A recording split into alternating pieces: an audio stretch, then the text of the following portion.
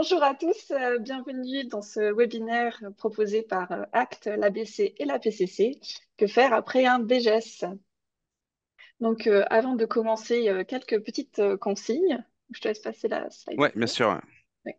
Oui. Donc, pour toute question, on vous invite à les poser dans l'onglet Q&R et pas dans l'onglet conversation. L'onglet conversation, il sert notamment à réagir à ce que vous entendez, mais pas pour les questions. Ce sera beaucoup plus simple pour nous dans la phase questions-réponses si vous les posez dans l'onglet questions-réponses.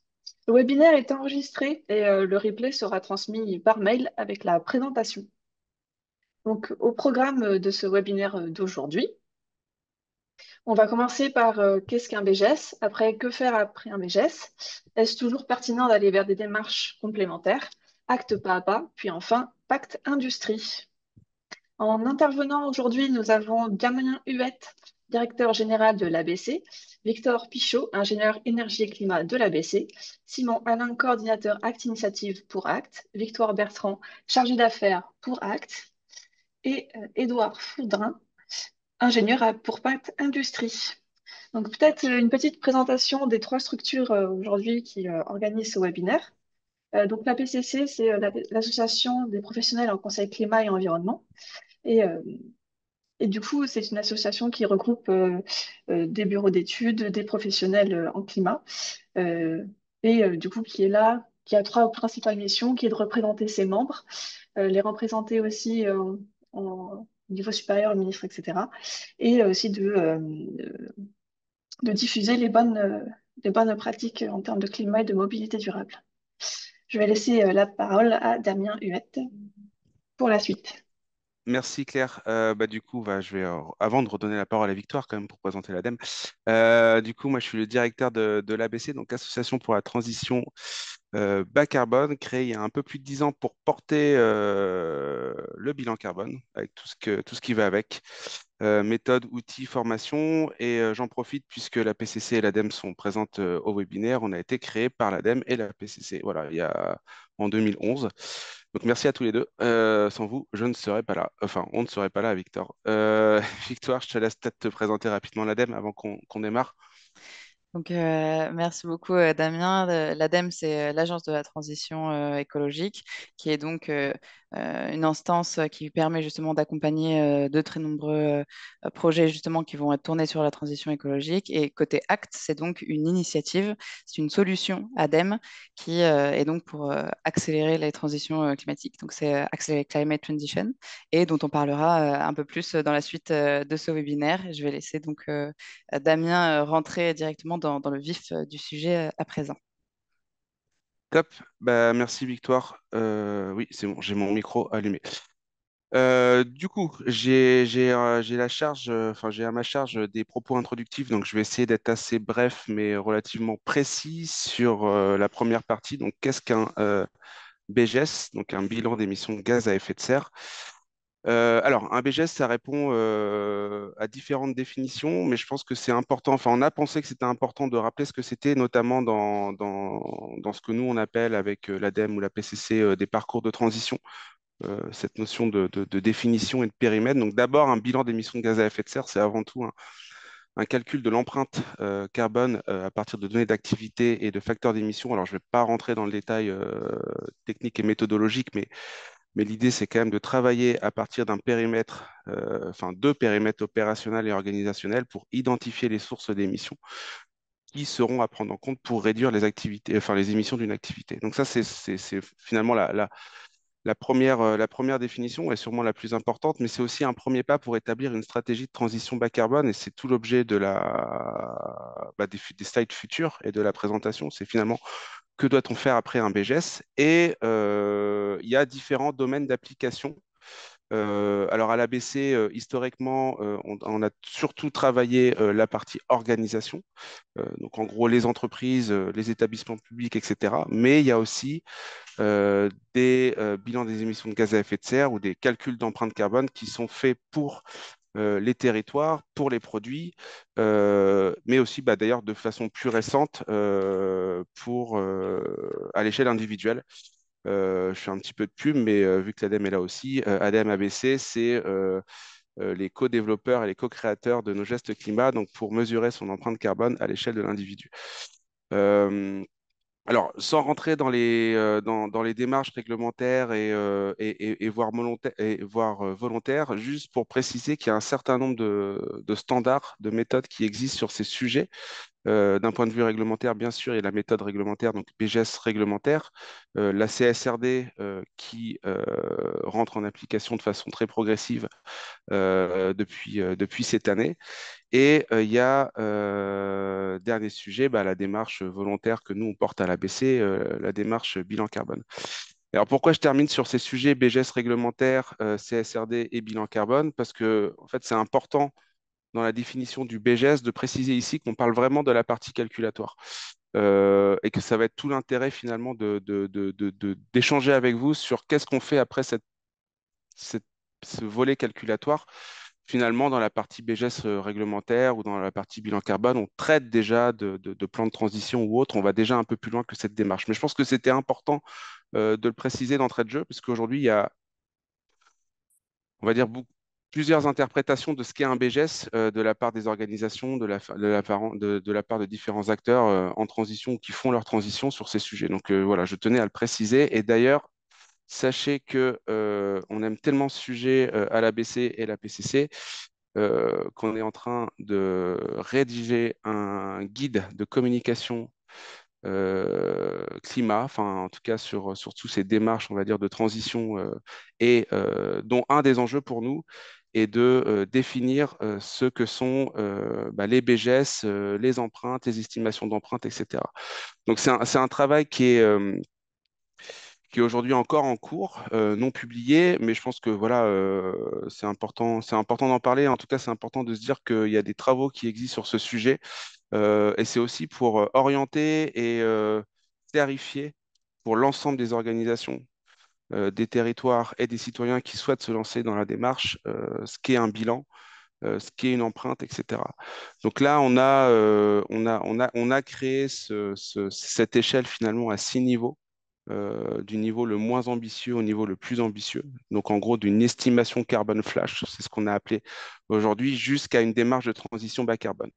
Et en fait, ce qui va différencier ces différents niveaux d'ambition, c'est à la fois les enjeux de périmètre et d'utilisation de données. Est-ce qu'en gros, on est sur un périmètre complet en termes d'émissions. Donc, plus on est à gauche, bah, plus on sera partiel, c'est-à-dire qu'on va surtout s'intéresser aux émissions directes, au scope 1 et au scope 2.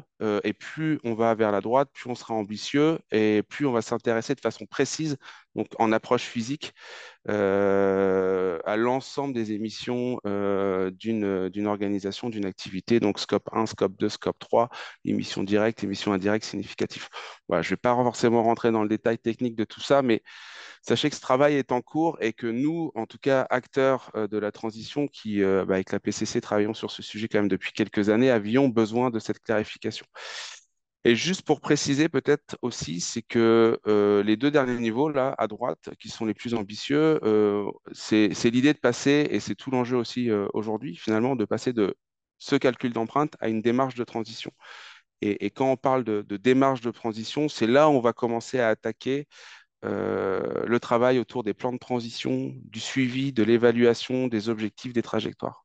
Voilà, donc j'en dis pas plus. Je pense qu'on fera une communication spécifique sur ce sujet, mais voilà, sachez que c'est un travail qui est en cours pour clarifier un peu tout ça. Et hop, j'ai encore une petite slide avant de te passer la main, Victor, il me semble. Je vais retrouver ma souris, excusez-moi. Bah, c'est un peu un résumé de ce que je viens de dire, c'est-à-dire que finalement, si on se dit entre nous que un BGS, c'est uniquement l'aspect calculatoire et en gros une estimation d'empreinte carbone, clairement, on peut répondre à la question est-ce suffisant de faire son bilan pour établir une stratégie de transition par non, parce qu'il y a un certain nombre d'étapes qui sont obligatoires pour la réussite de ces démarches de transition et que je vous cite ici, sans forcément trop rentrer dans le détail, puisque je pense que l'équipe ACT pourra aussi le faire aussi en présentant ACT et Pacte Industrie. Mais en gros, il y a un enjeu très important autour de la mobilisation sensibilisation, communication des parties prenantes, à la fois internes et externes, en amont et en aval. Et puis après, bah, classiquement, un enjeu de déterminer ses objectifs de réduction, une trajectoire, sa stratégie et son plan de transition. Voilà, donc ce que je souhaitais dire, voilà, c'est finalement faire son bilan sur la partie calculatoire, c'est vraiment, on va dire, l'étape d'entrée pour établir sa stratégie, mais c'est nécessaire, mais pas suffisant. Bah, je pense que j'ai dit l'essentiel, Victor. Je peux peut-être te laisser la main si je ne me suis pas trompé. Ouais, c'est à toi. Merci Damien. Donc derrière cette vaste question, que faire après un BGS dans le sens du parcours de transition qu'introduisait Damien, il y a aujourd'hui diverses démarches complémentaires qu'on peut activer et qui existent pour différents besoins. Dans le tableau qu'on vous présente ici, si tu veux passer la slide suivante.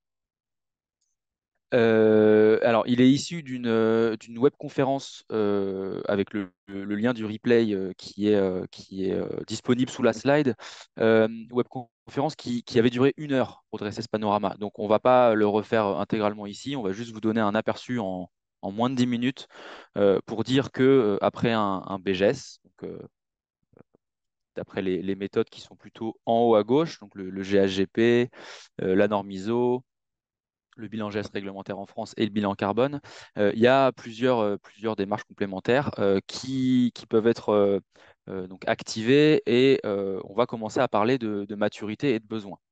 Alors, deux petits apartés. La troisième version de ce panorama arrive d'ici la fin de l'été, avec des grosses mises à jour, notamment parce que certains référentiels sont apparus, coucou la CSRD, ou alors qu'ils ont évolué. Et on est bien placé à l'ABC pour vous dire que le bilan carbone a beaucoup évolué. Donc, ce qui est présenté ici sur ce panorama, c'est la version 8 du bilan carbone. Mais si on avait présenté la version 9, on aurait une graduation de la réponse qui dépend justement de la maturité de l'organisation. J'y reviendrai juste après.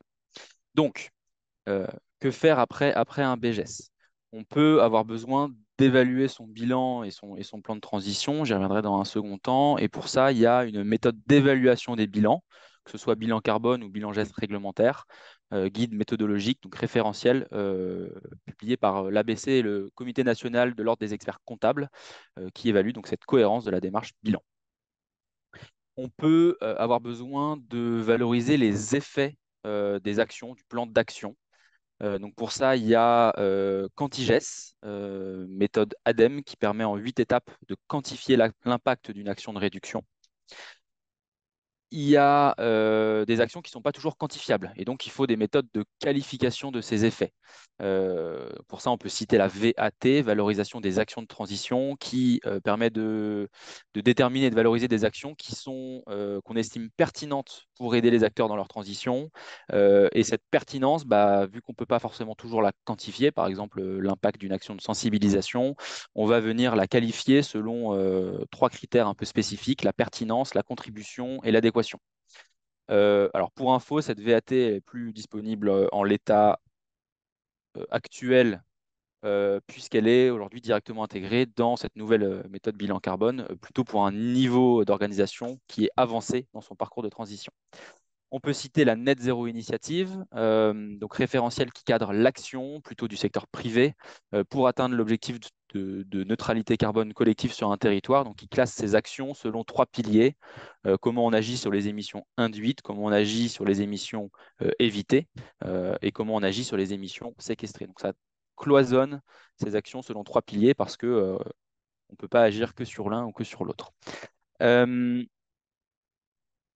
Je continue le panorama. Le SMGES, système de management des GES, donc c'est un outil historiquement développé par l'ABC qui permet de manager ces gaz à effet de serre comme on peut le faire avec un système de management de l'énergie, qui va vraiment de la documentation de la démarche au suivi des actions, au renouvellement des engagements associés. Donc pareil que pour la VAT, aujourd'hui c'est plus un outil qui est accessible de manière séparée, c'est directement intégré dans la méthode bilan carbone pour un niveau de maturité avancé. Et je viens à ce qui va nous intéresser en particulier un peu plus aujourd'hui, c'est les trois lignes du bas. On peut avoir besoin d'évaluer, pardon, de s'intéresser à la compatibilité du plan d'action avec les objectifs d'un monde bas carbone. Donc, on peut citer l'initiative des Science-Based Targets. Donc, les SBT visent à permettre aux entreprises de se fixer des objectifs de réduction en cohérence avec un scénario de réchauffement de plus de degrés ou de plus 1,5 degré qui sont dits scientifiquement valables. Et la méthode repose sur une participation volontaire de l'organisation. On peut citer aussi le CDP, donc, qui est une ONG anglo-saxonne qui anime une plateforme de reporting extra-financier qui est centrée sur la question des GES, qui permet d'assurer la pérennité de ce plan d'action, d'informer les investisseurs, etc. Vous l'avez compris, quand ce panorama sera mis à jour, on pourra aussi citer la CSRD à ce niveau-là. Et enfin, ACT, donc j'introduis très brièvement parce qu'il y a toute une séquence qui est dédiée à sa présentation, mais euh, donc dans l'idée de vraiment définir le cadre stratégique, puis de l'évaluer derrière, il y a ACT pas à pas, donc c'est un module qui permet justement de structurer cette réflexion-là, module d'accompagnement des entreprises dans le développement et la mise en œuvre de leur stratégie de décarbonation. Donc à la fois sur le développement de la stratégie et du plan de transition, en tenant compte de l'objectif euh, compatible avec un monde bas carbone, de monter en compétence sur les questions de transition bas carbone, de mobiliser ses équipes, d'améliorer la performance climat de l'entreprise, d'identifier les bonnes pratiques et de prioriser ses actions de décarbonation. Et derrière, l'acte évaluation, c'est tout simplement le référentiel qui permet d'évaluer cette stratégie pour les confronter aux exigences d'un monde bas carbone. Voilà pour ce panorama un peu riche, mais qui permet néanmoins d'avoir une vision des noms qui vont être cités au cours de cette webconférence. La question qu'il faut se poser dans un premier temps après le bilan, c'est est-ce que c'est pertinent pour moi aujourd'hui d'aller vers ces démarches complémentaires? Dit autrement, parce qu'on va cibler un peu la réflexion, après mon BGS, est-ce que je peux directement construire ma stratégie de transition? Alors, il y a plusieurs questions à se poser. Parce qu'effectivement, ces démarches complémentaires permettent soit de construire, soit d'affiner si on a déjà des- des prémices de réflexion sur sa stratégie de décarbonation, mais les méthodes et les outils que j'ai cités ne font pas tout. En gros, c'est pas en cliquant sur je veux une stratégie de transition qu'on aura cette stratégie, encore moins qu'on sera capable de la mettre en œuvre. De la mettre en œuvre, pardon. Et ça, c'est pas la faute de la méthode, mais c'est tout simplement qu'une grosse partie de la réussite de cette méthode est dépendante de la maturité de l'organisation. Et il n'y a que l'organisation qui peut s'assurer en interne de cette montée en maturité. Et derrière, pour pouvoir suivre correctement cette méthode, être capable de les absorber, il faut avoir, après un BGS, une certaine maturité sur l'indicateur carbone et sur plusieurs exemples que j'ai mis ici, qui sont des écueils qu'on constate souvent entre le BGS et la réflexion stratégique. Donc, la première question à se poser, c'est est-ce que mon bilan est cohérent? Est-ce que j'ai une bonne prise en compte des émissions directes et indirectes, évidemment? Est-ce que mes facteurs d'émissions sont de qualité, etc. Euh, pour citer un exemple de ce qu'on peut constater sur le terrain, c'est un bilan où il peut manquer un poste significatif sur les émissions indirectes. Euh, on constate souvent l'oubli du poste utilisation des produits et services vendus ou distribués par l'organisation, donc cette notion de dépendance. Et donc, vous l'avez compris, s'il manque un poste, d'autant plus s'il est significatif, et le poste utilisation est souvent significatif, ce ne sera pas possible derrière d'avoir une vision exhaustive des leviers d'action à actionner, de l'ampleur de l'ambition à avoir sur son modèle, de l'ampleur de la réduction que ça représente, etc. Euh, Exemple numéro 2, est-ce que mes périmètres de comptabilisation sont bien définis? Donc ça, lors du bilan, vous êtes souvent amené à construire une cartographie des flux. Si cette cartographie des flux, elle n'est pas faite ou elle est partielle, c'est plus compliqué de se rendre compte si mes périmètres de compta sont pertinents. À l'inverse, les périmètres, ça veut aussi dire euh, est-ce que je suis capable de discrétiser un petit peu mes résultats et mes analyses? Par exemple, je suis une entreprise de construction. Est-ce que j'ai élaboré mon bilan d'abord par chantier ou par site avant de le consolider à l'échelle de l'organisation? Ou est-ce que j'ai qu'un un indicateur carbone à l'échelle de l'organisation? Ce qui derrière peut être plus compliqué pour prendre des décisions et prioriser l'action sur certains chantiers ou certains sites. L'exemple numéro 3 sur les données et les incertitudes de qualité. Alors, euh, un très bon exemple, c'est ce qu'on constate souvent sur les achats de biens et matières, donc les intrants. Euh, Parfois, le poste entier d'achat peut être comptabilisé avec des facteurs d'émission en ratio monétaire. Donc certes, le bilan est exhaustif, mais l'incertitude est trop élevée. Ça, c'est directement lié aux facteurs d'émission utilisés. Et donc, pour bien flécher ses priorités d'action, il y a trop de marge d'erreur. Et deux, euh, si on considère vraiment que le bilan doit être dit tourné vers l'action, le ratio monétaire, c'est son deuxième écueil, c'est qui ne permet pas ça. Je m'explique avec un exemple tout bête. Vous dépensez X euros et via des ratios monétaires, vous estimez que ces dépenses émettent Y tonnes de CO2 équivalent. Euh, Comme les ratios monétaires sont à l'échelle d'un secteur entier, ce sera le même ratio monétaire selon ce que vous achetez, soit Made in France, éco-conçu, etc., ou l'exact opposé.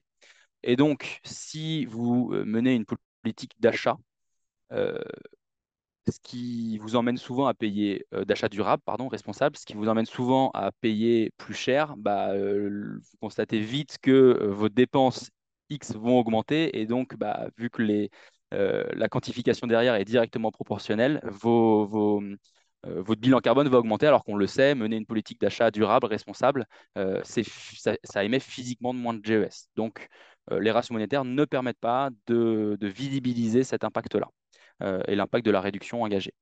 Et enfin, et je terminerai là-dessus, l'exemple numéro 4, le bilan, c'est la partie calculatoire, mais c'est aussi une démarche, comme le disait Damien.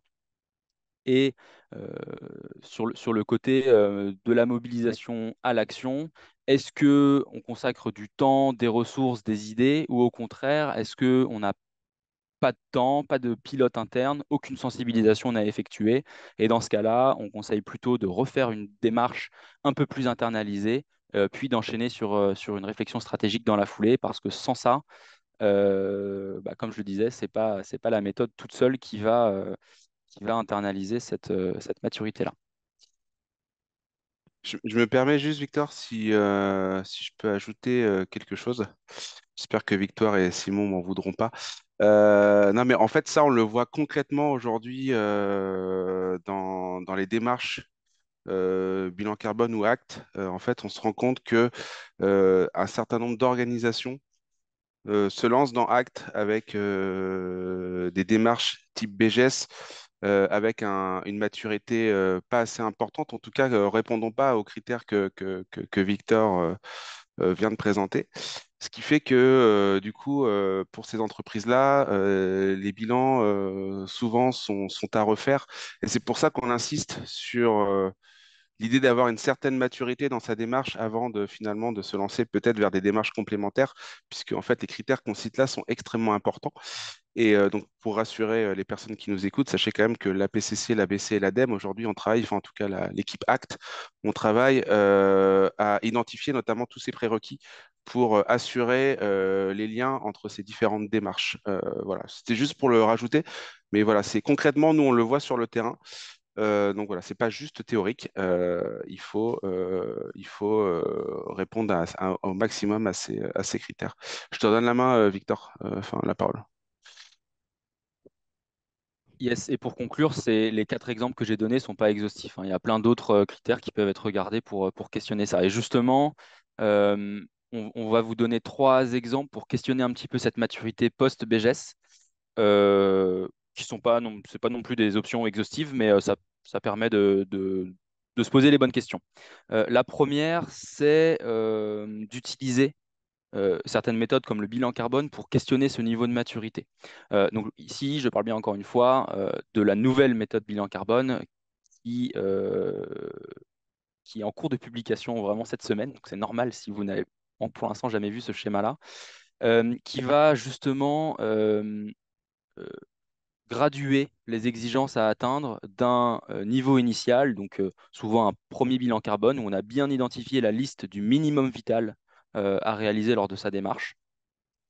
Euh, on a gradué les exigences et également pour un bilan carbone dit standard, qui est le bilan carbone tel qu'il est historiquement pensé, donc avec et de la mobilisation et de l'action. On peut faire un ou plusieurs bilans carbone standards de suite. Euh, et ce qu'on trouvait intéressant de vous présenter ici, c'est justement que pour atteindre un niveau de maturité avancé, on a aussi listé des exigences à atteindre qui permettent bah, pour vous de savoir si vous êtes dans un bilan carbone, dans un niveau initial, standard ou avancé. Et pour atteindre le niveau avancé, il faut avoir entre les deux mené des réflexions stratégiques poussées. Analyse des risques et opportunités, stratégie de transition, on va en parler juste après, notamment avec ACT, qui est intégré dans la stratégie globale, etc. Et donc, ces trois niveaux, bah, vous allez pouvoir regarder un petit peu ces exigences-là. euh, quelle a été la prise en compte des émissions, quels sont les périmètres de comptabilisation, quelles sont les données incertitudes, quel a été l'engagement des parties prenantes selon la taille et la maturité de l'organisation, et pouvoir vous situer dans une de ces trois maturités. Donc ça, c'est un peu en auto-positionnement, en auto-évaluation. Euh, et ça, la slide qui vient d'apparaître, c'est le guide d'évaluation des bilans, donc coécrit par l'ABC et l'Ordre des experts comptables. Donc ça, pour le coup, c'est plutôt si vous voulez challenger cette maturité en matière de comptabilité carbone en faisant évaluer votre bilan, qu'il soit réglementaire ou donc bilan réglementaire ou bilan carbone, par un tiers indépendant. Donc ça aussi, c'est un guide et un référentiel qui est nouveau, publié la semaine dernière. Donc le guide est libre, vous pouvez le consulter vous-même en auto-évaluation, mais vous pouvez vous faire challenger par un tiers indépendant. C'est conçu, pardon Damien, j'ai à peine terminé, c'est conçu pour donc déterminer son niveau de maturité, vérifier la cohérence de la démarche et du bilan réalisé, valider la pertinence du plan de transition planifié.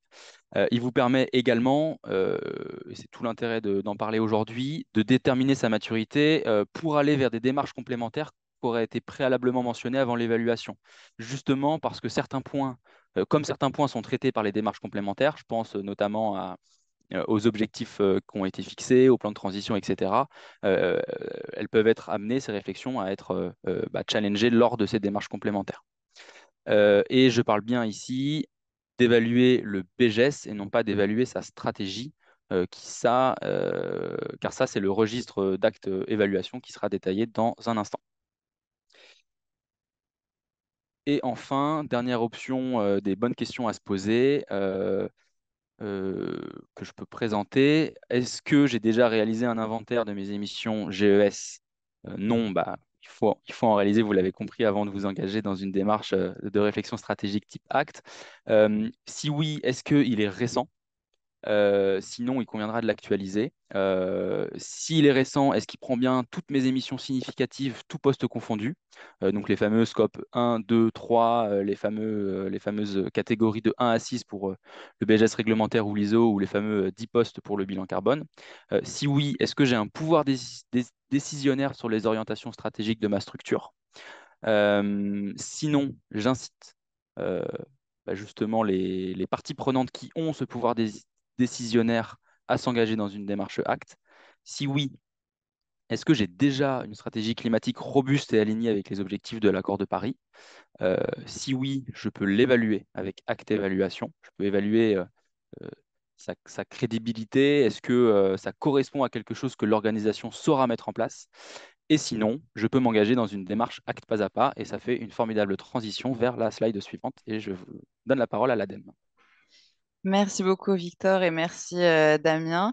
Donc, effectivement, si vous vous retrouvez dans ce schéma où vous avez à la fois rempli ce prérequis autour donc d'un BGS réglementaire jusqu'au scope 3, mais qu'à présent, maintenant, vous voulez soit venir challenger votre stratégie climatique ou en construire une.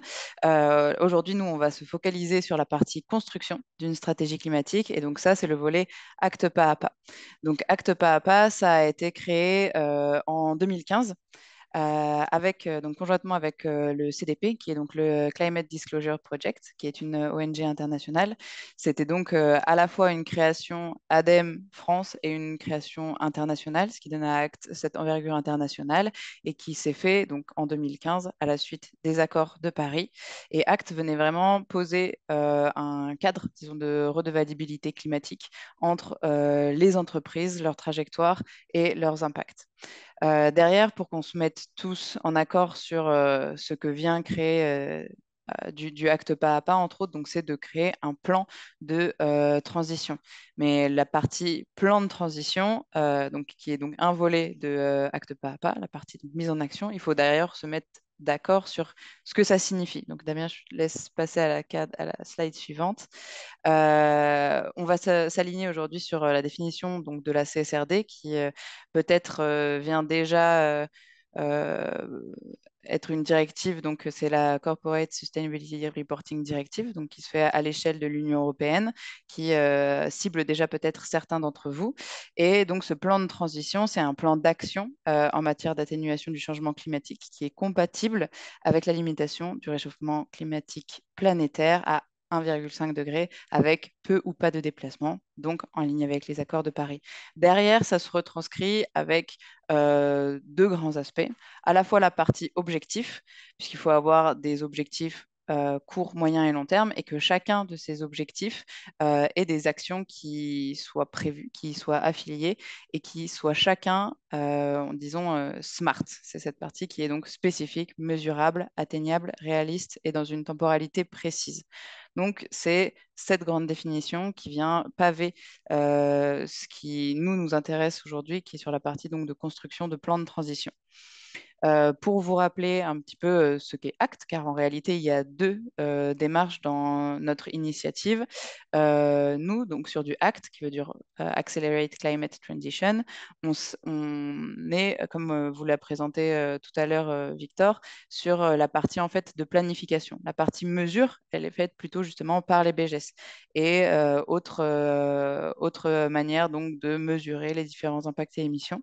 La partie acte pas à pas sur laquelle on va venir justement réfléchir un peu aujourd'hui, c'est pour venir justement construire la partie transition climatique de son entreprise. C'est vraiment la partie planification, management stratégique de l'entreprise qui derrière peut découler sur d'autres étapes qui vont être plutôt par exemple le fait de rendre compte dont typiquement par la CSRD dont je viens de parler, qui va être sur la partie rendre transparente, venir rapporter des données liées à ces différents indicateurs dont climat.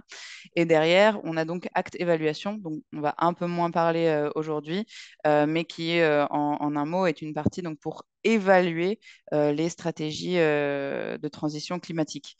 Donc ce n'est pas forcément basé sur des plans de transition acte, mais tout type, disons, de stratégie climatique pour vérifier, justement, évaluer cet alignement par rapport aux accords de Paris et par cette méthode qui est justement vraiment solide et approuvée par la science, qui est ACT.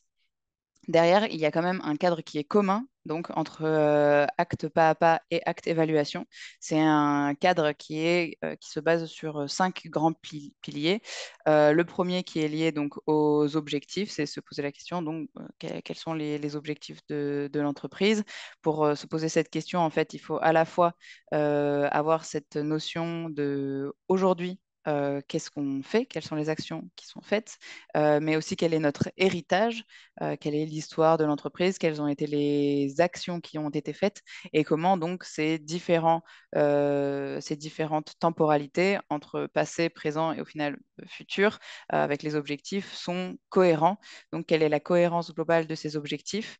Et grâce à ça, on a justement cette partie, eh bien, comment est-ce que l'entreprise va pouvoir atteindre ces différents objectifs, donc la partie plan de transition. Pour justement venir créer sa stratégie de transition climatique, nous, on a créé donc une démarche qui s'appelle Acte pas à pas et qui, elle, va de nouveau en fait s'axer sous ces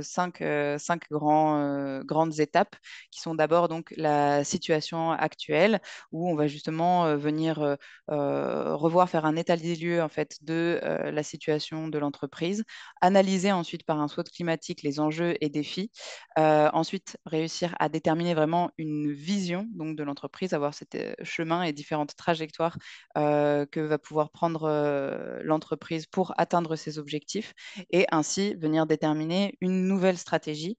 Et qui dit nouvelle stratégie dit donc un plan d'action qui y sera affilié pour pouvoir établir au final ces différentes grandes étapes, on s'appuie sur plusieurs outils.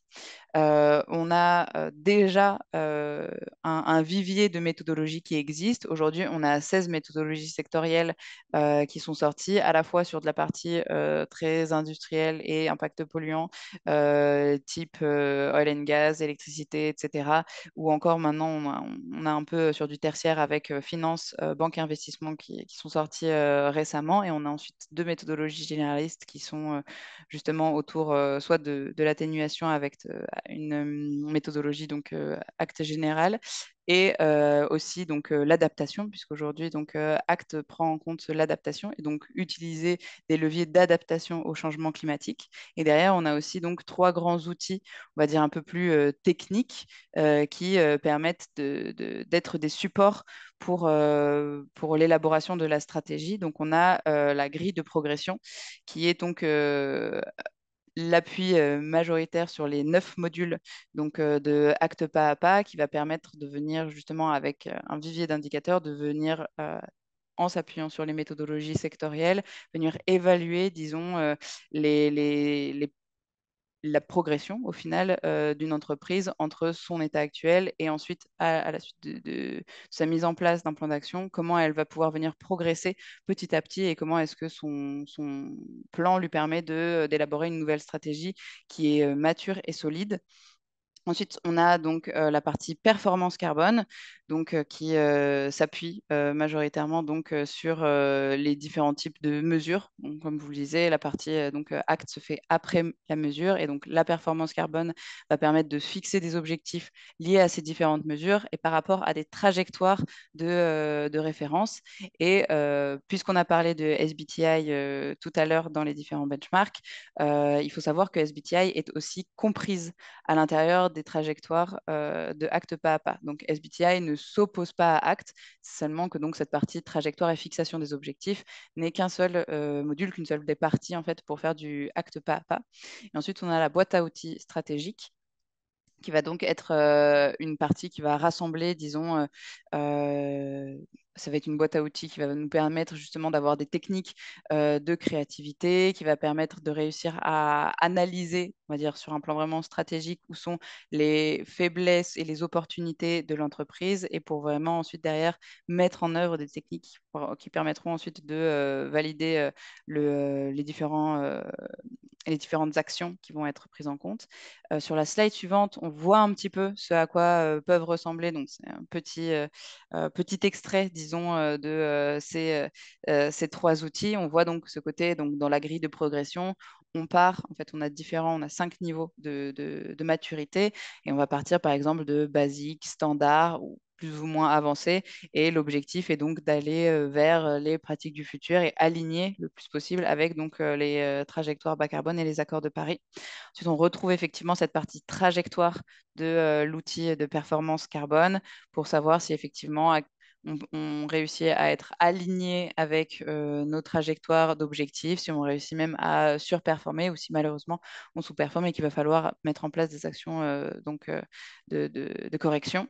Et donc sur cette partie aussi donc stratégie, on retrouve en plus donc de nos outils de créativité, disons, ce côté d'analyse des risques et opportunités pour réussir à identifier vraiment le triangle de risque qui va nécessiter de prioriser vraiment des actions dans cette partie qui mêle à la fois donc risque et opportunité. Derrière, donc, lorsqu'on fait du acte pas à pas, c'est vraiment une démarche qui permet d'avoir de nombreux bénéfices pour une entreprise. Là, c'est justement, si vous en êtes à cette étape de vous avez pu mesurer, etc., vous souhaitez avoir cette idée de bon, eh bien, dans ce cas, du acte pas à pas, qu'est-ce que ça va pouvoir nous apporter réellement concrètement? Du acte pas à pas, c'est disons, plusieurs avantages sur, disons, 4 grands pans. Le premier, c'est vraiment sur le volet stratégique, puisque comme on l'a dit, en fait, acte pas à pas, c'est sur la partie planification de l'entreprise, c'est vraiment du volet stratégique. Et derrière cette stratégie, elle va vous permettre d'alimenter le dialogue avec vos actionnaires, c'est de convaincre aussi des financeurs et investisseurs. Aujourd'hui, on se rend bien compte que pour pouvoir tenir un dialogue et pouvoir avoir des informations valorisées avec nos différents acteurs, avoir ce genre de stratégie climatique, ça devient de plus en plus incontournable. Et évidemment, pour les entreprises qui sont soumises à la CSRD et autres directives, ça va permettre de fournir donc des données qui seront pertinentes pour les reportings climatiques. On a d'ailleurs, petit point, disons un peu pub, un webinaire qui sera prévu sur la cartographie qui est faite entre Acte Pas à Pas et la CSRD. Vu que ce sera un webinaire qui est dédié, je ne vais malheureusement pas pouvoir vous en parler plus en détail aujourd'hui sur cette partie de comment est-ce que Acte Pas à Pas peut préparer justement à la CSRD et en particulier sur le volet climatique, donc le SRSE1.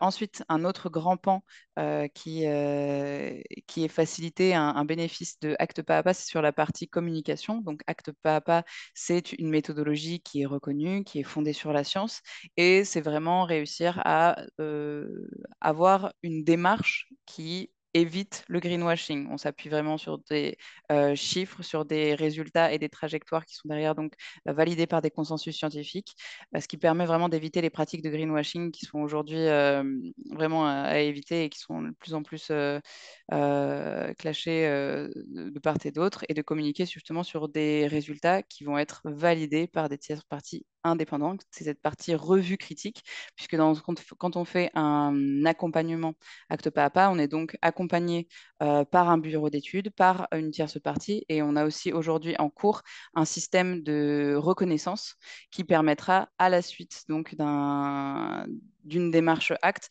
de pouvoir ensuite faire une revue critique donc des différentes étapes et des résultats qui auront pu être faits à l'issue d'une démarche acte. Derrière acte, c'est aussi la partie, la démarche aujourd'hui qui est considérée au niveau international comme étant la plus exhaustive et crédible au niveau de la transition climatique. Donc, ça vous permet vraiment de crédibiliser vos objectifs et votre stratégie donc, de transition climatique, et de crédibiliser aussi la communication de votre entreprise. Cette partie, de nouveau, donc éviter aussi le greenwashing, et à savoir les démarches sur du acte pas à pas. Un accompagnement, c'est entre 1 an à 1 an et demi. C'est une démarche qui est longue, certes, mais qui permet vraiment d'avoir une démarche de progression à son rythme, de monter en compétences, accompagné donc par des professionnels, un bureau d'études qui est qualifié, qui va permettre aussi donc d'identifier de nombreux points d'amélioration pour son entreprise, et de se positionner par rapport à d'autres entreprises du secteur. À présent, je vais vous présenter donc le programme volontaire français. Le programme volontaire français, c'est le canal qui est utilisé pour les entreprises qui sont donc non industrielles. Donc, comme on le voit sur ce schéma, à l'ADEME, on va avoir deux canaux pour venir soutenir des entreprises dans leurs accompagnements actes, et en particulier aujourd'hui, donc, comme on le voit ensemble, du acte pas à pas pour les entreprises qui sont non industrielles. Donc, on va passer sur du programme volontaire français. Et pour les entreprises industrielles, donc qu'on peut retrouver dans une liste de code NAF, qu'on retrouve donc sur Agir, on va passer par Pacte Industrie. On a donc Édouard qui va vous présenter Pacte Industrie tout à l'heure plus en détail, mais qui est donc, disons, un chemin donc, de décarbonation de l'entreprise qui intègre donc dans son volet stratégique du acte pas à pas. Donc, même si c'est sous un autre nom, on y retrouve bel et bien notre acte. Donc ensuite, voilà. Quelques chiffres autour justement du programme volontaire français. Depuis 2019, c'est plus de 1100 entreprises qui ont été engagées. Et donc, engagées, c'est des entreprises qui ont fait qui ont été accompagnées par le programme volontaire français, qui ont fait des road tests pour les méthodologies, qui ont été évaluées par notre partenaire sur du Act Évaluation, notre partenaire WBA, la World Benchmarking Alliance.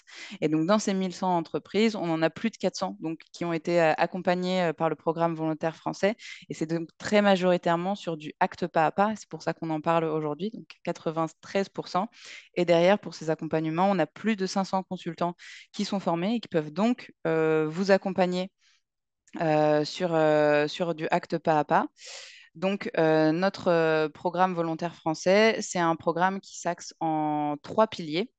On a d'abord la partie, disons, de soutien financier, qu'on verra un petit peu plus tout à l'heure, mais ça va être un accompagnement qui se fait donc sur le devis du consultant. Nous, on vient financer la partie donc d'aide, d'accompagnement qui est estimée par votre consultant qui vous accompagne. C'est une partie aussi donc de support technique. On gère des formations liées à Acte Pas à Pas, que ce soit pour le consultant ou le coordinateur en entreprise. Parce que pour faire une démarche Acte, il faut donc qu'il y ait au moins un coordinateur en entreprise qui soit aussi formé sur du Acte Pas à Pas. Et aussi donc du support technique lié aux méthodologies et à la gestion des outils. Et ensuite, on a aussi une partie animation qu'on retrouve par exemple aujourd'hui avec ce webinaire, mais bien d'autres. On en a aussi pour animer donc notre communauté avec notamment un passage sur Open Carbon Practice sur Slack et autres événements pour mobiliser justement notre communauté, autant en distanciel qu'en présentiel. Et à présent, pour détailler très rapidement sur la partie donc du volet financier, on accompagne pour du acte pas à pas, mais d'ailleurs aussi sur du acte évaluation, dans des proportions de 60 à 80%. En revanche, puisque sur du acte pas à pas, on est sur une démarche qui est assez longue, donc on est sur du environ 30 jours consultant, nous, on a estimé que c'était un accompagnement qui était entre 20 et 30 000 euros. Et donc, nous, on peut aller jusqu'à des subventions donc, de 15 000 euros sur ces accompagnements-là. On accompagne à la fois donc, en individuel sur du gré à gré, mais aussi sur des opérations collectives. On a d'ailleurs donc un appel à projet qui s'est clôturé la semaine dernière, qui permet à la fois d'avoir l'accompagnement, les subventions individuelles, mais qui en plus vient subventionner sur la partie animation collective à hauteur de 70%. Je laisserai Pacte, on a à peu près on a les mêmes taux d'accompagnement, même si l'assiette est différente. Présenter aussi son programme, mais je viens aussi parler rapidement donc, de Tremplin, qui est donc une subvention liée à donc, France Relance, peut aller justement ensuite jusqu'à 20 000 euros pour le coup d'accompagnement et qui est plus spécifique pour justement les PME, pour un accompagnement acte pas à pas. Et on peut passer à la slide suivante. Merci Damien. Pour vous montrer un petit peu justement cet impact et engagement sur nos opérations collectives. Depuis 2019, on a justement pu avoir 23 opérations collectives qui ont été mises en place. C'est plus de 3 millions d'aides et 210 entreprises qui ont été engagées. Et tout à l'heure, on verra justement l'exemple d'une entreprise qui a fait un accompagnement acte pas à pas qui était en plus intégré dans une opération collective. Mais pour l'instant, je vais laisser la main à Edouard pour qu'il puisse justement vous présenter Pacte Industrie. Bonjour, alors je pense que j'ai un problème de vidéo. Je vais essayer de changer webcam, voilà, ça devrait aller mieux. Donc merci du coup Victoire pour cette introduction. L'objectif là, c'est de vous présenter le canal de distribution, l'autre canal de distribution qui est Pacte Industrie pour Acte, sachant que c'est un programme qui, comme son nom l'indique, s'adresse aux industriels, mais qui s'adresse et qui touche aussi d'autres thématiques. Donc, on va rentrer un petit peu dans le détail de tout ça. Merci. Donc, Pacte Industrie, en fait, c'est un programme, comme son nom l'indique, pour les industriels qui vise en fait à proposer des accompagnements et la montée en compétences sur le sujet de la transition énergétique et bas carbone.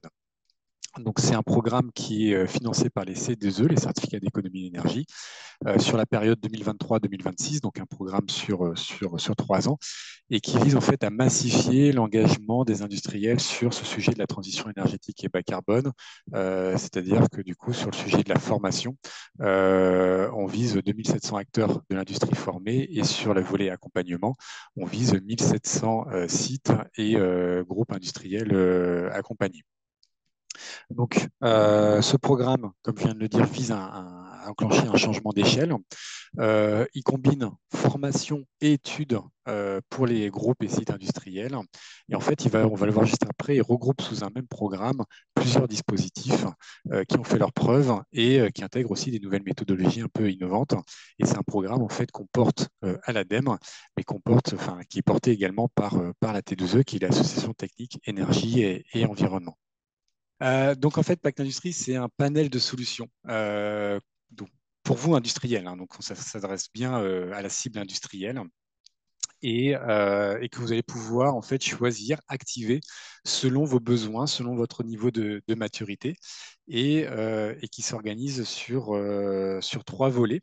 Donc, il y a un volet management de l'énergie, puisque pour un industriel, la décarbonation passe par du coup le volet énergétique. Il y a un volet stratégie de décarbonation, et là, on s'appuie sur le dispositif ACT, notamment ACT pas à pas, mais aussi ACT évaluation.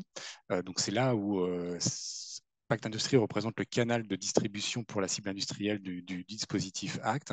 Et puis, on a un sujet aussi sur le financement pour financer, aider les industriels à trouver le financement de la transition bas carbone. Et à chaque fois, en fait, on a du coup des formations pour monter en compétences et des études pour vous aider dans la prise de décision avant de passer à l'action.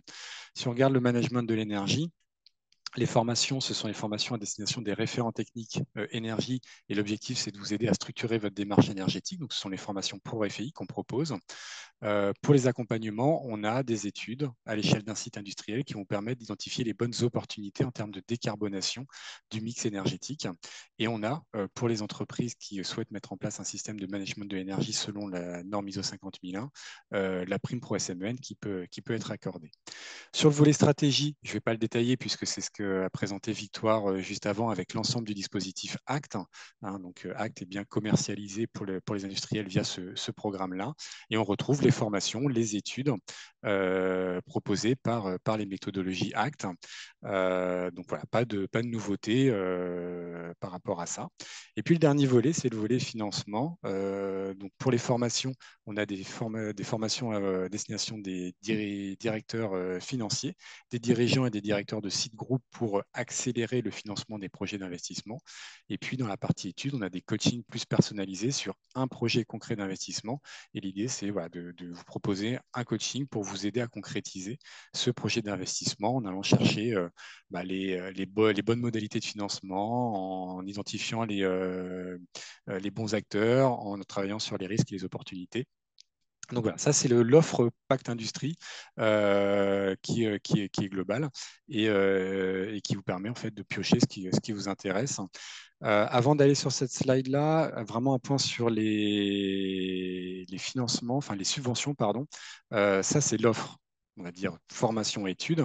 Bien sûr, Pacte Industrie permet aussi de vous accompagner financièrement dans ces démarches-là. Les formations, c'est 40 à 80% de prise en charge selon la taille de votre entreprise. Des coûts pédagogiques. Les études, on est effectivement sur les mêmes taux d'aide que Victoire a présenté, donc de 60 à 80% pour les études Pacte Industrie. Donc, il n'y a pas de différence majeure avec les entreprises non industrielles. Et puis, dernière possibilité, c'est la prime pro SMN dont je parlais tout à l'heure pour le management de l'énergie. C'est une prime qui peut aller jusqu'à 40 000 euros. Alors, elle est calculée selon les dépenses énergétiques du site, mais elle peut aller jusqu'à 40 000 euros pour les entreprises qui se lancent dans cette démarche. Donc, c'est un guichet individuel, mais c'est aussi un guichet pour des opérations collectives. C'est la slide d'après. On a lancé un appel à manifestation d'intérêt aussi, qui est toujours en cours, donc plutôt pour la cible industrielle. L'objectif, c'est de massifier le nombre d'entreprises industrielles qui s'engagent dans la décarbonation via un ou plusieurs dispositifs du programme à travers des opérations collectives. Donc, l'idée, c'est identifier des porteurs de projets, par exemple des associations, des banques, des investisseurs, des fédérations, des collectivités, des centres techniques ou des donneurs d'ordre qui vont avoir cette capacité à mobiliser un collectif d'une dizaine ou d'une cinquantaine d'entreprises sur justement le volet transition énergétique et décarbonation. et donc du coup qui s'appuie sur les dispositifs proposés dans Pacte Industrie, les formations sur l'énergie, la stratégie et le financement et les études aussi associées. Et comme tout projet collectif, il y aura effectivement des accompagnements individuels, mais également une approche collective qui sera proposée par le porteur pour que ces entreprises qui s'engagent puissent échanger, partager les réussites, mais aussi partager les difficultés.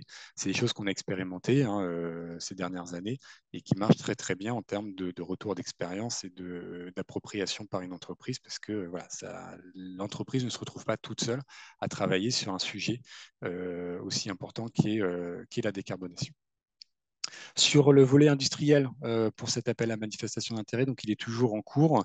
On a une première relève le 14 juin, donc celle-là est passée. On a une deuxième relève aussi s'il y a des porteurs qui sont intéressés ou des entreprises qui souhaitent se monter en collectif qui sont intéressés. On a une deuxième relève qui est prévue le 15 septembre, sachant qu'on clôturera cette AMI à la fin de l'année, le 15 décembre 2024.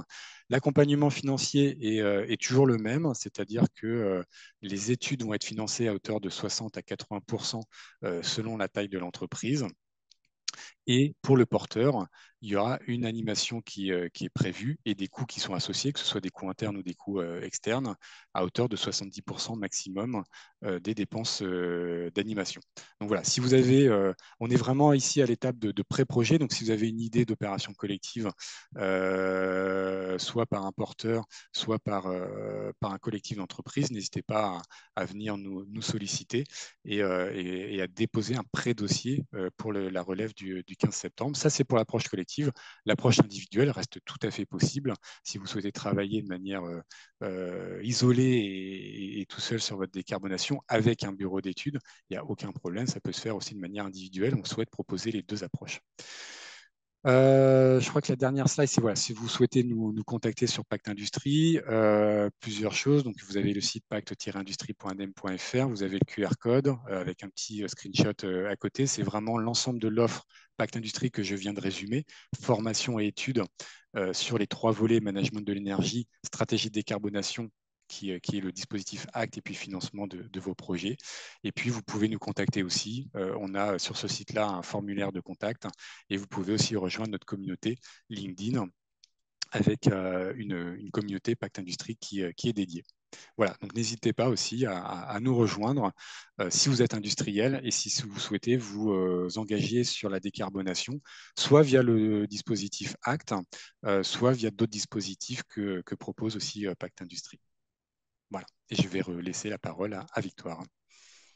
Merci beaucoup, Edouard. Effectivement, on va passer sur un petit cas concret qui, en plus, reprend un élément qui a été souligné par Edouard, donc sur la partie engagement collectif, puisqu'on va parler du groupe Vive, qui appartient donc aussi à Harmonie Mutuelle, qui s'est engagé en janvier 2021 sur du acte pas à pas, après avoir fait donc un BGS jusqu'au scope 3, qui était appuyé donc sur ces données de 2019 et qui a fait partie de l'opération collective des dirigeants responsables de l'Ouest.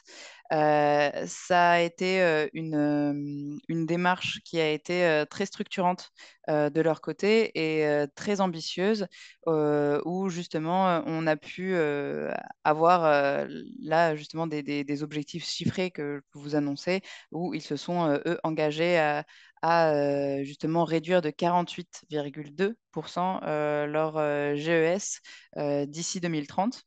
Ça peut paraître des objectifs assez ambitieux, mais au final, ils ont fait donc des statistiques en interne après justement tout au long donc, de leur démarche ACT.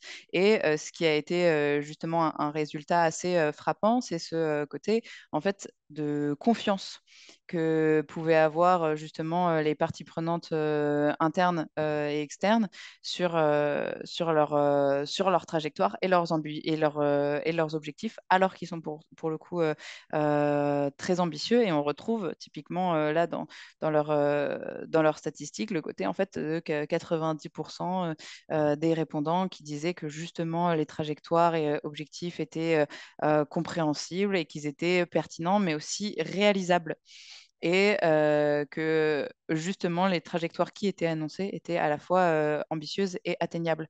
Donc c'est un petit peu un premier message positif et très fort et qui était envoyé à ce niveau-là, qui était de montrer qu'alors qu'on peut mettre en place et établir des objectifs qui sont très ambitieux, mais qui sont donc alignés avec les accords de Paris.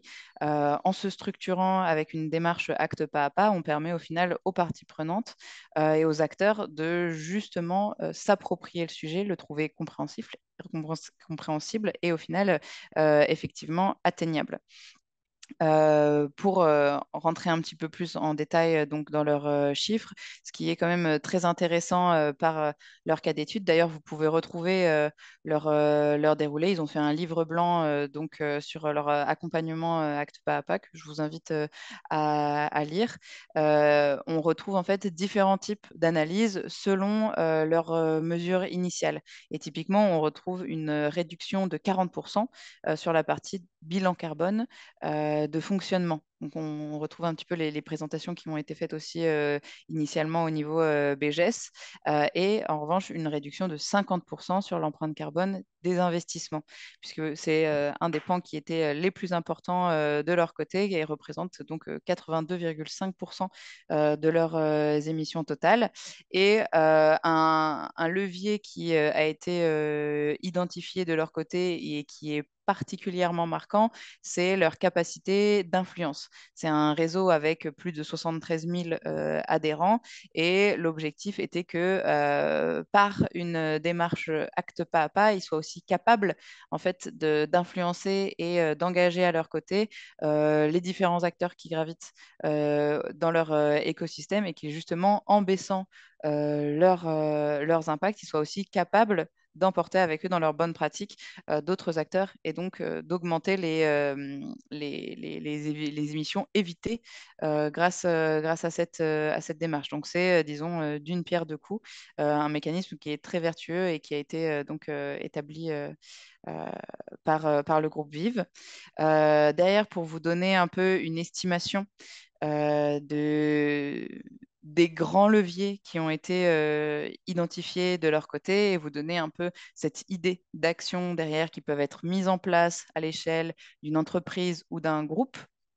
On retrouve chez eux le premier levier qui est donc d'inscrire les enjeux de la transition et de l'adaptation écologique dans le modèle de l'entreprise.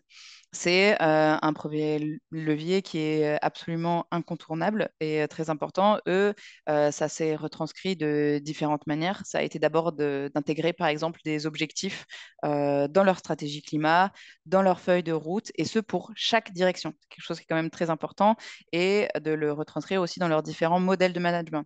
C'est vraiment ce côté, donc, d'avoir une stratégie climat qui est intégrée dans les différentes articulations donc, de leurs entreprises et donc qui est intégrée dans leur performance à la fois économique et sociale.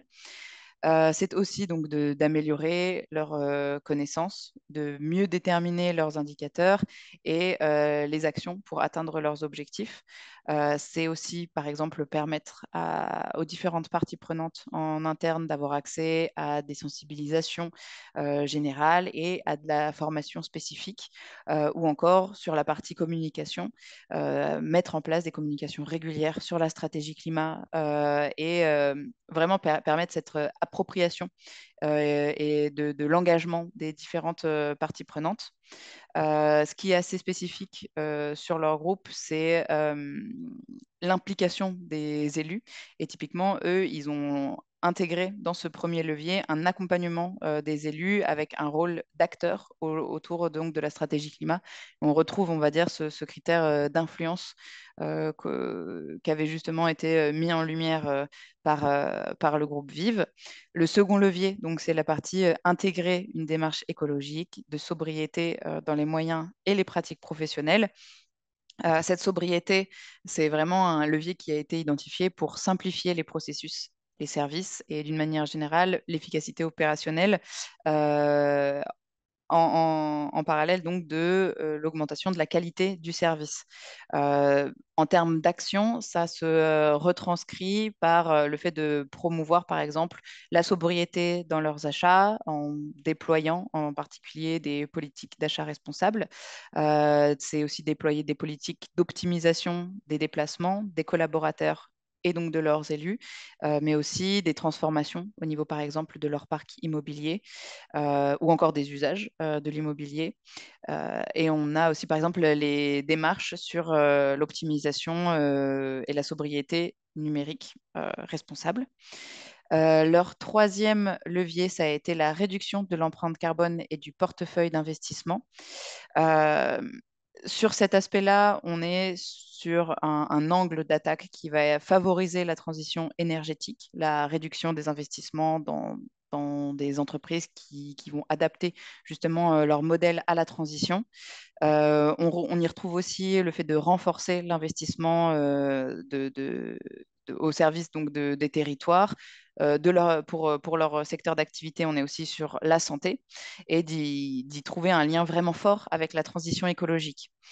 Sur ce levier-là, on retrouve aussi une partie forte sur la biodiversité. Typiquement, ils ont pris en compte des mesures d'empreinte de la biodiversité dans leur portefeuille directement et donc la mise en place d'actions pour réduire cette empreinte. C'est encore cette idée de mieux mesurer, prendre en compte de divers indicateurs afin d'être capable de les réduire. Mesurer pour pouvoir avoir des actions derrière. Ensuite, leur quatrième levier a été sur la partie donc, de conception. Ici, c'est concevoir des produits et services moins carbonés et éco-incitatifs pour les adhérents et les entreprises. Sur ce volet-là, on retrouve dès la conception, en fait, ce côté de systématiser de l'éco-conception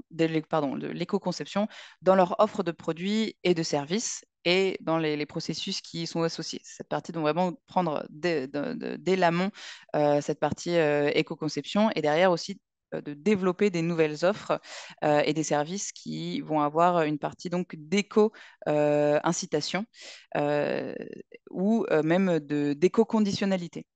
C'est-à-dire que on va pouvoir offrir ou donner accès à des clients certains produits ou services à partir du moment où ils ont validé certains indicateurs climat qui vont prouver que justement ces acteurs-là sont alignés au niveau climatique. Et enfin, donc leur dernier levier a été sur la partie d'association avec leurs parties prenantes dans la démarche environnementale et de devenir des acteurs majeurs de la transition écologique dans les territoires au bénéfice de la santé globale. Ici, on retrouve vraiment ce levier qui est très important pour un acteur qui à la fois fédère énormément sur les territoires et une diversité d'acteurs et qui souhaite donc devenir un acteur d'influence avec la mise en place, par exemple, de développement de synergie entre les différents territoires. Par exemple, à Nancy, ils ont créé une alliance interentreprises pour engager leurs salariés sur des modes de vie plus écologiques. Ils ont créé des programmes, un programme entre autres qui s'appelle Vivre mieux à Nancy, pour soutenir, disons, la diagonale du plein avec 1200 km pour faire des rencontres et le plein donc disons, de solutions de transition.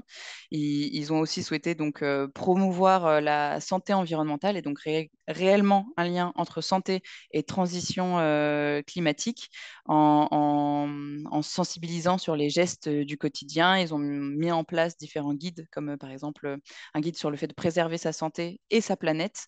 Et ils ont mis en place donc des actions grand public sur ce genre de domaine, avec entre autres des initiatives et des évolutions euh, qui souhaiteraient, disons, faire changer les modèles. Euh, Par exemple, ils ont mis en place une opération qui s'appelle Harmonie Mutuelle Friday et qui souhaite justement en fait s'opposer au Black Friday et qui a invité justement ses adhérents à ramener par exemple leurs lunettes ou des objets justement à réparer plutôt que de venir consommer en plus. Vraiment venir mettre en place des actions qui viendraient plutôt soutenir des actions, disons, favorables pour la transition climatique que l'inverse. Donc voilà, de cette manière-là, je vous ai fait un peu disons, une présentation de ce que ça peut donner lorsqu'on fait un accompagnement acte pas à pas, à la fois au niveau donc, de l'engagement en interne, en externe, des différentes actions qui peuvent être mises en place, de différents leviers qui peuvent être identifiés, mais aussi ce côté de prévision, d'être capable de mettre des chiffres, des objectifs qui soient précis, ambitieux, mais qui permettent vraiment de fédérer et de collaborer autour de ces différents objectifs. À présent, donc, je vais rapidement vous parler des prochaines étapes. Disons, si vous souhaitez démarrer une démarche acte pas à pas, il y a donc deux choses très importantes. La première, c'est la formation. Formation qui va dépendre de votre profil. Si vous êtes un bureau d'études, ça va être une formation type consultant pour vraiment venir maîtriser les outils dont on a parlé, grille de progression, boîte à outils stratégique, performance, carbone, etc. Donc de maîtrise des outils. Comme on vous l'a dit, donc les slides vont vous être envoyés et donc il y a des liens cliquables sur ces différents boutons. Et si vous êtes pour le coup une entreprise, comme je vous le disais, il est nécessaire d'avoir un coordinateur en entreprise qui soit formé sur du acte pas à pas pour être capable d'assurer ce rôle entre le bureau d'études et l'entreprise, puisque acte, donc c'est une démarche qui est longue, qui est ambitieuse et qui engage de nombreuses parties prenantes en interne dans l'entreprise, qui vont jusqu'au comité exécutif, conseil d'administration, d'avoir cette capacité justement de coordonner les différentes actions liées à acte dans son entreprise. Donc, ça, c'est pour la partie formation. En plus, bonne nouvelle, on a de nouvelles sessions qui ont ouvertes pour consultants et entreprises et qui vous permettent donc de vous inscrire directement si vous le souhaitez à la fin de ce webinaire. Et un autre élément important, en particulier pour les entreprises, ça va être de trouver un consultant. Lorsqu'on est consultant, sachez qu'à la fin de notre formation, vous êtes référencé sur notre site Acte Initiative. Donc, ça se fait à la fin de votre formation. Et donc, pour les entreprises, pour trouver des consultants, vous pouvez justement avoir accès à une liste de consultants formés que vous pouvez venir trier, que ce soit par bureau ou selon le territoire que vous ciblez. Et donc, ce qui est important dans les prochaines étapes, c'est à la fois d'être formé, mais aussi de trouver son bureau d'études avec lequel on souhaitera travailler, puisque c'est justement le devis donc, de ce bureau d'études qui sera subventionné derrière pour le programme volontaire français.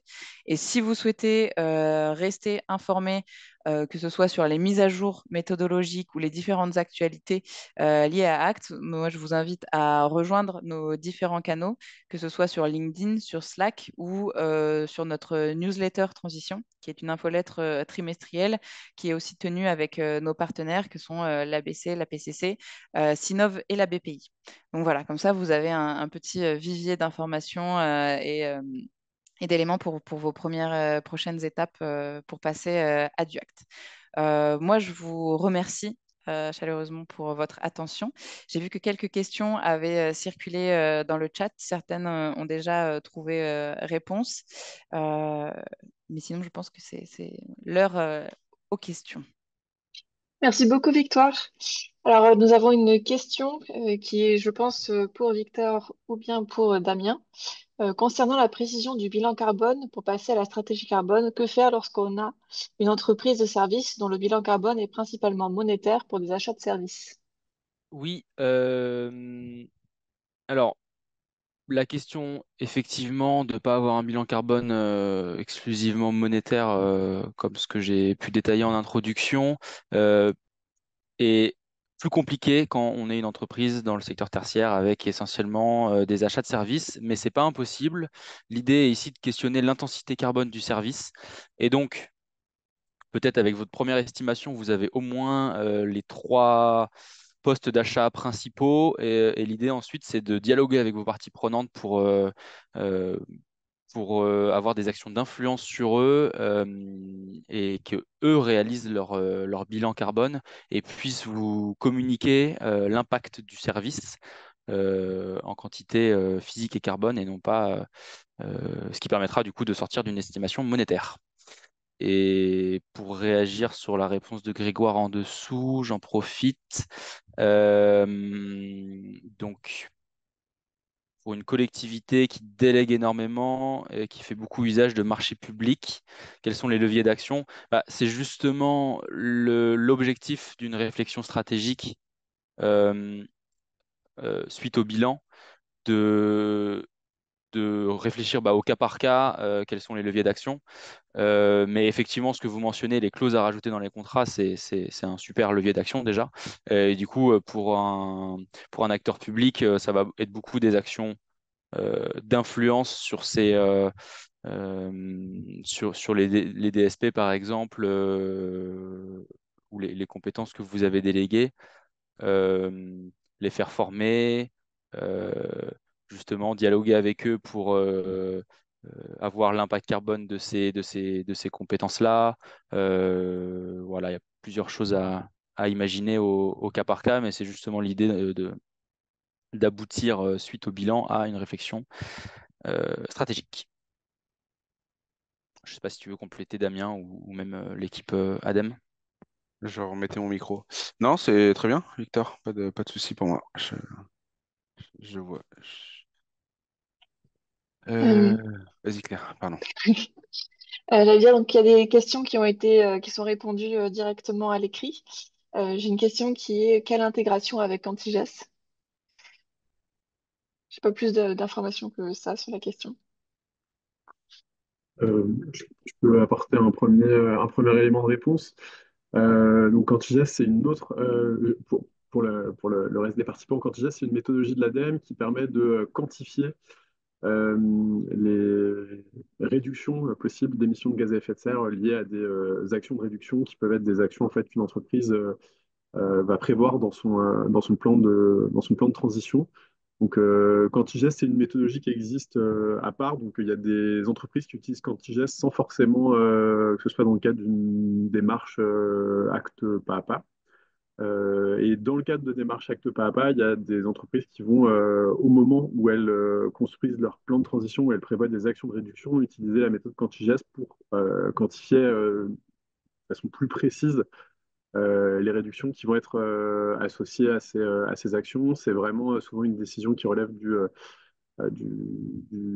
consultant, de la consultante et de l'entreprise sur est-ce que voilà, c'est la bonne méthode, est-ce que ça a du sens d'utiliser la méthode Quantigest pour quantifier cette action-là. C'est une méthode qui est quand même un peu plus longue, mais qui, lorsqu'il y a des, des réductions d'émissions, enfin, des réductions conséquentes d'anticiper, Mm. est vraiment la méthode la plus fiable. En tout cas, nous, c'est ce qu'on a le plus fiable côté ADEME. Et qui est aussi associé souvent à des projets aussi. Enfin voilà, c'est juste pour compléter. Mais Alors merci. Prochaine question. Si nous avons rénové des bâtiments, est-il possible de créer un FE spécifique pour les mètres carrés rénovés? Si oui, le FE doit-il être validé? Oui, c'est très pertinent. Non, il n'a pas besoin d'être validé par un tiers indépendant. Assurez-vous simplement qu'il soit réalisé par quelqu'un qui est compétent sur la création de données carbone. Donc, au hasard, membre de la PCC, de l'ABC, etc. La validation des facteurs d'émission, c'est quand il s'agit de les rendre publics ensuite, donc par exemple sur la base empreinte de l'ADEME, où là, effectivement, la contribution doit être validée ensuite pour être mis à disposition du grand public. Très bien, merci. Après, nous avons une question. Nous sommes une entreprise industrielle dont le principal poste du bilan carbone porte sur la matière première, achetée à des fournisseurs bien plus importants que nous. Y a-t-il un intérêt à s'intégrer dans une démarche acte, sachant que notre marge de manœuvre sera conditionnée à l'action de nos fournisseurs, sur lesquels nous avons une influence faible? Je peux peut-être apporter quelques éléments de réponse et puis vous compléterez côté acte si nécessaire. Oui, justement, c'est tout l'intérêt effectivement de s'engager dans une démarche acte. Bon, vous l'avez bien compris, hein, qui va vous permettre de travailler sur votre stratégie de réduction des émissions de gaz à effet de serre en intégrant les scopes sur les émissions directes, mais aussi sur les émissions indirectes. Donc, typiquement, ce poste sur la matière première. Alors, c'est sûr que pour ce type de poste et pour ce type d'émission, vous avez des leviers qui sont différents, hein, vous avez des leviers qui sont moins directs, moins faciles à activer que pour l'énergie, par exemple, où là, vous avez totalement la main. Mais c'est justement l'intérêt de Acte de se poser ces bonnes questions-là, de voir ce qu'il est possible de faire avec le fournisseur, avec d'autres fournisseurs, en réfléchissant du coup la politique achat. Voilà, c'est des exemples hein, comme ça, mais qui bien sûr sont travaillés, réfléchis et co-construits pendant une démarche acte pas à pas. C'est vraiment un des modules hein, de l'initiative Acte pour ce profil-là, de travailler notamment sur les actions fournisseurs, sur l'engagement fournisseur. Donc, ça reste tout à fait pertinent, que ce soit pour une entreprise industrielle comme non industrielle, et donc avec des études acte pas à pas qui peuvent être faites, notamment via Pacte Industrie pour la cible industrie. Je ne sais pas si Simon ou Victoire, vous souhaitez compléter. C'est très complet comme réponse, je pense. Merci, Laure. Merci. Merci. Nous avons aussi une autre question. Existe-t-il des aides pour financer les entreprises à former ses collaborateurs dans l'éco-conception? C'est une bonne question. Alors, il faudrait regarder sur le catalogue de formation de l'ADEME, donc sur formation.adem.fr, s'il y a des formations disponibles. Il y en a probablement dans ce domaine. Certaines peuvent être disponibles gratuitement, notamment les e-learning. Et pour d'autres, en fait, il y a aussi des aides qui sont disponibles via les opérateurs de compétences, les OPCO. Donc, il est possible que directement, en fait, votre entreprise puisse s'inscrire à une formation via l'ADEME sur l'éco-conception avec une aide. J'avoue que je ne connais pas bien le catalogue de formation à ce niveau-là. Je ne sais pas si Edouard, tu le connais un peu mieux. Ouais, alors j'ai un peu la même réponse que toi, du coup, Simon, sur les formations. Je pense qu'il faut vraiment se référer, c'est le bon réflexe, hein, au catalogue de formation de l'ADEME, formation.adem.fr au pluriel. Et ensuite, il y a des études aussi possibles. Je sais que via notre partenaire BPI France, il y a des diag éco-conception qui sont proposés, qui sont plus sur le diagnostic. On a aussi du coup une offre d'études et d'aide à la décision sur la partie éco-conception. Donc sur la partie études, clairement, il y a des choses qui sont proposées côté ADEME. Donc il ne faut pas hésiter à aller fouiller sur notre site internet qui est agir-pour-la-transition.adem.fr. Ça, c'est pour la partie études. Pour la partie formation, c'est ce que a dit Simon, hein, c'est vraiment le catalogue de formation de l'ADEME. Il faut regarder ce qui est disponible. Alors, merci. Une autre question. La formation consultant peut-elle être financée par le CPF? Non, malheureusement, non. C'est pas possible de financer cette formation-là avec le CPF. Mais vous pouvez regarder effectivement. Je ne sais pas si sur ces formations-là, il est possible d'avoir un financement co, probablement pas. Euh, mais en tout cas, non, le financement CPF est pas disponible. J'ai une réponse dans les QNR, j'ai l'impression qu'il dit si via l'OPCO. Je pense que c'est peut-être lié. Enfin, alors, je veux dire surtout la prochaine question, c'est est-il nécessaire d'avoir suivi une formation d'initiation au bilan carbone pour être formé à acte pas à pas en tant que coordinateur entreprise? Alors, pour le consultant, pour la formation consultant, c'est un prérequis. Pour la formation coordinateur entreprise, c'est souhaité, mais c'est pas forcément un prérequis pour suivre cette formation. Édouard, Victoire, vous me corrigerez si je me trompe, mais je crois que c'est pas prérequis pour le coordinateur entreprise. Non, C'est ça, coordinateur entreprise, ouais. ouais, côté entreprise, c'est bon. Il y a un prérequis pour les deux formations à ce jour, qui est sur un e-learning lié à la décarbonation. Donc pour partir avec un niveau minimum homogène. Mais c'est côté entreprise, en tout cas, le seul prérequis à ce jour. Après, côté ABC, moi, ça me paraît compliqué enfin, je pense que c'est bien de se lancer dans un parcours de montée en compétence et de transition sur ces sujets. Et je pense qu'il y a, voilà, il y a une certaine cohérence à avoir sur ces compétences. Mais voilà, ce n'est que mon avis, mais les démarches de BGS et Act sont quand même des démarches, bah, comme tu l'as dit, Victoire, assez longues, techniques et qui prennent aussi du temps de mobilisation, etc. Donc je pense que c'est bien quand même d'avoir un petit bagage de compétences sur ces sujets. Mais voilà, ce n'est que mon avis. Et ensuite, nous avons encore une question sur Act. Donc, combien coûte la formation, la durée de la formation, comment faire pour avoir accès à l'outil méthode Cantigest, pour nous avoir le lien vers le canal LinkedIn. Et merci pour cette présentation. Alors, sur le coût de la formation, vous avez toutes les informations qui sont sur le site formation pluriel.adem.fr. C'est un coût de 2 000 euros pour une session de formation consultant, 1 000 euros pour le coordinateur en entreprise. La durée, c'est 4 demi-journées. C'est en classe virtuelle.